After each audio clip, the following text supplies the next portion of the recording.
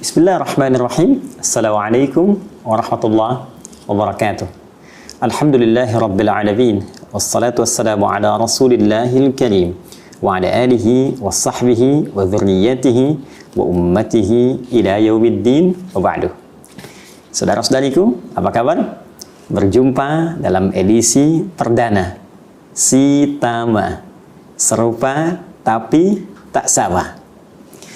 Boleh jadi kita dapati beberapa kalimat dalam Al-Quran yang nampak berbeda, namun seringkali diterjemahkan dengan pemaknaan yang sama. Pernahkah kita membaca ayat dalam Al-Quran semisal Qul a'udzu birabbin nas, katakan Muhammad SAW, aku berlindung kepada Allah Rabb seluruh manusia.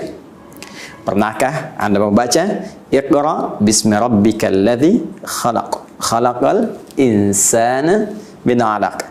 Bukankah insan juga diterjemahkan dengan manusia?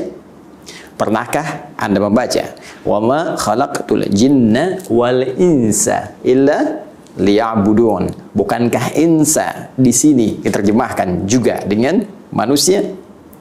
Pernahkah Anda membaca Qul innama ana basyarum mithlukum? Bukankah basyar diterjemahkan juga dengan manusia? Lantas jika terjemahnya serupa, bahkan sama-sama manusia, namun kenapa lafaznya mesti berbeda? Ada basyar, ada insan, ada nas, ada ins. Serupa, tapi lafaznya tak sama. Apa hikmah dibalik penamaan manusia dengan lafaz yang beragam itu? Edisi perdana Sitama akan mengulas hal dimaksud. Baik, hari ini kita akan ambil kata pertama di dalam Al-Quran yang menunjuk pemaknaan manusia, yaitu kata basyar. Kita coba turunkan dulu. Ada basyar, ada al-ins, ada al-insan, juga ada an-nas. Tadi disebutkan di surah paling favorit di muka bumi, Qul a'udzu birabbin nas. Baik, keempat lafaz ini telah kita tegaskan tadi, seringkali diterjemahkan di mushaf dengan makna yang serupa, manusia. Dari keserupaan terjemahan ini, apa rahasia di balik perbedaan nama yang beragam walau menunjuk pada makna yang sering diterjemahkan sama? Mari kita lihat esensinya. Pertama, basyar. Dan ini adalah nama pertama yang diperkenalkan oleh Allah Subhanahu wa Ta'ala kepada para malaikat dan sebagian kalangan jin yang telah tercipta sebelum manusia. Nama pertama inilah yang diperkenalkan oleh Allah kepada malaikat dan kalangan jin dimaksud. Disebutkan dalam Al-Quran surah ke-15 Al-Hijr ayat ke-28. Allah berfirman, wa idh qala rabbuka lil malaikati inni khaliqum basyara min salsalim min hama'im masnun.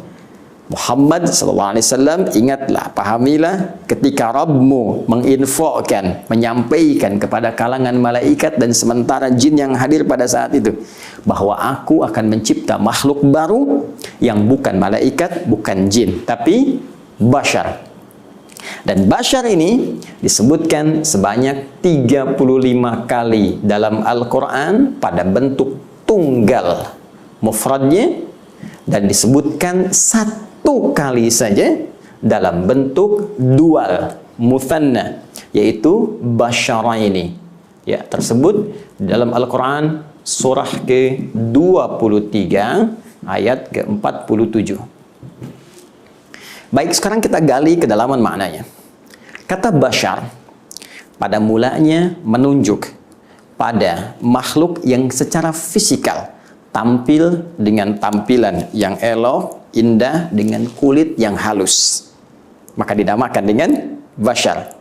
Di sini secara fisikal Allah ingin membedakan tampilan manusia dengan hewan.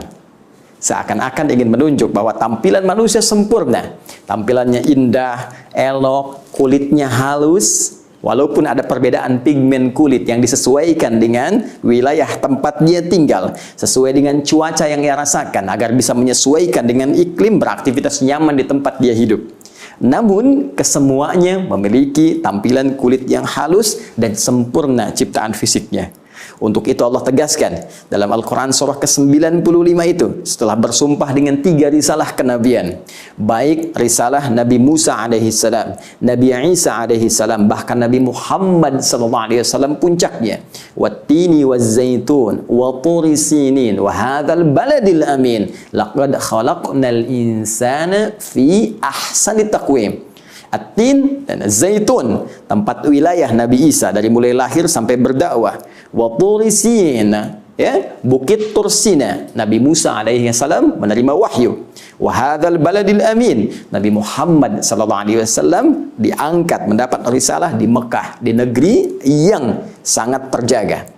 3 risalah yang istimewa ini untuk bersumpah pada penekanan penciptaan manusia yang sempurna. Laqad khalaqnal insana fi ahsani taqwim. Kami ciptakan manusia dengan tubuh tampilan yang sempurna. Apa di antara kesempurnaannya? Bashar, berbeda dengan hewan. Kalau hewan kita dapatkan, Masya Allah, kalau nggak percaya pergi ke kebun binatang. Coba bandingkan kulit Anda dengan kulit badak. Bandingkan kulit Anda dengan kulit singa. Bandingkan kulit Anda dengan kulit kerbau. Kalau dikembalikan kepada kita, tampilan manusia lebih sempurna. Baik, namun juga bashar jangan lupa menunjuk kepada aspek kemanusiaan yang memiliki nafsu, ya, kecenderungan untuk makan, kecenderungan untuk minum, kecenderungan untuk berniaga, kecenderungan untuk menunaikan hal-hal hubungan seksual, biologis. Ini yang membedakan manusia dengan malaikat. Malaikat tidak makan, malaikat tidak minum, malaikat tidak berhubungan seksual, malaikat tidak berniaga. Karena itulah ketika Allah memperkenalkan pada malaikat dengan nama bashar, seakan-akan ingin menunjuk pada malaikat bahwa makhluk ini beda dengan kalian. Jika malaikat tak punya nafsu, karena itu ia selalu menunaikan perintah Allah dengan sempurna, tak bermaksiat, menunaikan tugas sesuai dengan tupoksinya. Quran surah ke-66 ayat yang ke-6. La ya'sunallaha ma amarahum wa yaf'aluna ma yu'marun. Malaikat mustahil berbuat maksiat dan akan mengerjakan tugas sesuai perintahnya saja. Pernahkah Anda mendengar malaikat Jibril korupsi ayat? Tidak. Pernahkah Anda mendengar malaikat maut misalnya sengaja bertukar tugas dengan malaikat Ridwan, atau malaikat misalnya Malik, atau malaikat misalnya Mikail? Tidak. Kenapa? Karena semua memiliki jalur yang sempurna dengan sifat takwa yang Allah turunkan. Manusia beda. Manusia diisyaratkan memiliki nafsu. Walaupun hewan memiliki nafsu, tapi manusia tidak sama. Manusia tidak sama dengan hewan. Dari segi tampilan dan dari segi kontrol kehidupan. Apa hikmah yang ingin Allah sampaikan di antara penamaan yang dimaksudkan ini? Pertama, Allah ingin menegaskan tidak ada manusia yang sempurna. Tidak ada manusia yang seperti malaikat. Karena itulah Allah melarang seorang manusia mengkultuskan manusia lainnya, sekalipun manusia itu diutus oleh Allah dengan risalah seperti Nabi dan Rasul. Karena itulah Nabi Muhammad SAW pernah menegaskan dalam Al-Quran surah ke-18 ayat 110 itu, Qul innama ana basyarum mithlukum. Katakan Muhammad SAW, perintah Allah, katakan pada umatmu, aku pun manusia seperti kalian. Jangan kultuskan aku, perintah dari Allah. Karena diduga nanti ada orang-orang yang ketika melihat Nabi membawa mukjizat, sebelum Nabi Muhammad ada Nabi Isa, bisa menghidupkan orang mati dengan izin Allah Subhanahu wa taala. Nabi Musa bisa membelah lautan dengan tongkatnya dengan izin Allah Subhanahu wa taala. Nabi Ibrahim bahkan bisa menghidupkan burung-burung yang mati yang telah dicincang dengan izin Allah Subhanahu wa taala. Jangan sampai ketika engkau melihat mukjizat itu atas izin Allah yang menguatkan kerasulan mereka, namun engkau alih tafsirkan dengan pengkultusan, sehingga engkau bisa saja menjadikan Isa melampaui batas-batas kenabian kaliannya. Mungkin engkau akan menduganya sebagai lebih daripada Nabi. Ada yang menjadikan Tuhan, ada yang menjadikan lebih daripada itu, ada yang bahkan menaikkan derajatnya lebih dari sisi kemanusiaan dan tugas kerasulannya. Apa kata Nabi? Nabi meneruskan perintah Allah, yuha ilayya, aku manusia seperti kalian, cuma bedanya aku diberikan wahyu. Jadi hikmah yang pertama, penamaan Bashar ini memberikan kesan kepada kita bahwa satu, ikuti petunjuk para rasul, tapi jauhi pengkultusan setiap manusia, baik dari kalangan rasul ataupun orang-orang soleh. Bukankah bencana pertama yang menjadikan manusia beralih dari penghambaan kepada Allah Subhanahu wa Ta'ala saat sementara kalangan masyarakat mengkultuskan orang-orang soleh? Mari kita lihat Quran surah ke-71, surah Nuh ayat yang ke-23, ketika Nabi Nuh alaihi salam mulai ditugaskan oleh Allah dengan risalah pertama, mengajak kalangan masyarakat untuk kembali kepada Allah, menyembah Allah secara hanif dengan cara yang benar. Maka apa respon mereka ketika mereka menjawab risalah Nuh alaihi salam itu? Wa qalu la tadharunna alihatakum wa la tadharunna wadda wa la suwa'a wa la yaghutha wa ya'uqa wa nasra. Apa jawab mereka? Dan mereka berkata, jangan tinggalkan Tuhan-Tuhan yang biasa kalian sembah, Tuhan-Tuhan yang biasa disembah. Siapa mereka? Allahu Akbar. Wala tadharunna wadda wala suwa'a, wadda suwa wala yaghutha yaghuth ya'uq nasra. 5. Bukankah 5 orang ini semula adalah orang-orang saleh, orang-orang baik yang taat beribadah kepada Allah Subhanahu wa Ta'ala, namun setelah wafatnya kemudian dikultuskan orang-orang ini lebih daripada makom kehidupan dan penghambaannya kepada Allah. Orang saleh kita hormati, orang saleh kita sayangi, orang saleh kita cintai, tapi jangan pernah mengangkat derajatnya lebih daripada kesolehannya sebagai hamba kepada Allah Subhanahu wa Ta'ala. Nabi, Rasul kita sayangi, Nabi, Rasul kita ikuti petunjuknya, namun jangan pernah mengangkat derajatnya melebihi kerasulannya. Mereka semua maksum, dijaga dari maksiat, dijaga dari salah, namun jangan menjatuhkan risalah mereka dengan mengangkat mereka lebih dari statusnya sebagai Nabi dan Rasul. Jangan jadikan mereka Tuhan, lantas Anda mengatakan Rasul tertentu adalah Tuhan. Tidak. Bagian pertama. Dan yang kedua, yang paling indah, kalimat Bashar juga memberikan kesan kepada kita bahwa setiap manusia butuh nutrisi dalam kehidupannya yang akan dipacu oleh nafsu yang hadir dalam dirinya. Bukankah nafsu makan menjadikan kita memburu makanan? Bukankah nafsu yang muncul merespon sifat haus memburu ragam minuman? Ada jusnya, kan? Ada sirupnya, ada macam-macamnya yang menghubungkan dan memberikan kebutuhan nafsu yang hadir dalam jiwa kita. Bukankah dengan nafsu itu kita ingin menyalurkan hasrat biologis dengan pernikahan yang kita telah lakukan atau akan kita rencanakan? Karena itulah teman-teman, penting diketahui, jika semua hasrat yang hadir pada nafsu dengan sifat lahiriahnya ini tidak pernah diatur dengan baik, dikendalikan dengan sempurna sesuai petunjuk penciptanya, maka akan lahir hadir kekacauan di muka bumi seperti yang diduga para malaikat itu. Ketika mereka mengatakan kepada Allah Subhanahu wa Ta'ala saat Allah berfirman, wa idz qala rabbuka lil malaikati inni ja'ilun fil ardi khalifah qalu ataj'alu fiha may yufsidu fiha wa yasfikud dima. Ya Allah, kami khawatir apakah engkau akan menjadikan tugas khalifah di bumi diberikan pada orang yang berpotensi merusak bahkan menumpahkan darah?